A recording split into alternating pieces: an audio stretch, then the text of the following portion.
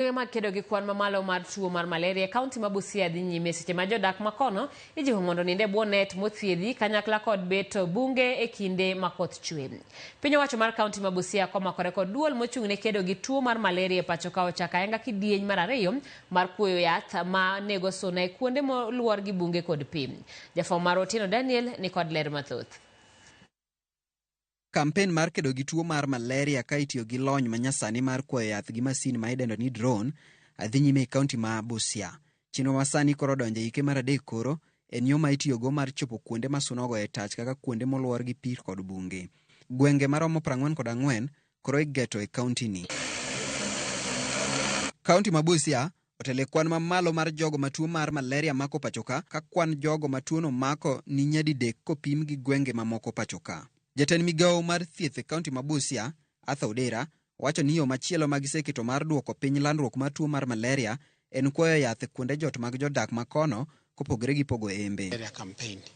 You will recall that last year and last month and this month we did IRS spraying the houses where mosquitoes and other insects are getting destroyed.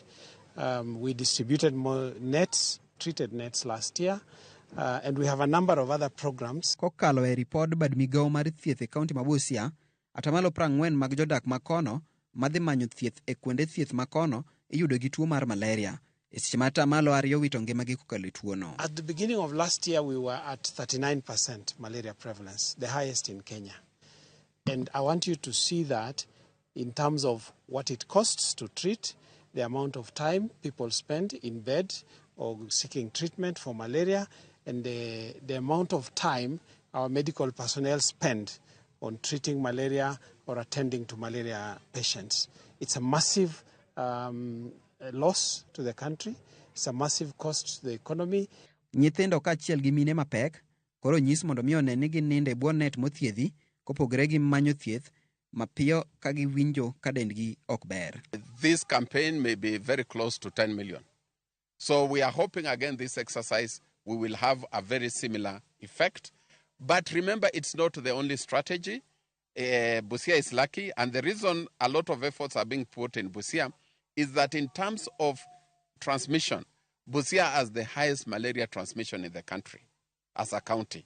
And that is why putting all the strategies, indoor residual spraying, larviciding, using nets, and ensuring that especially children and pregnant mothers get treatment on time. We are experiencing a drop in the prevalence of malaria owing to the fact that we are now having multiple malaria control interventions. We are really advocating for the social behavior change in the community.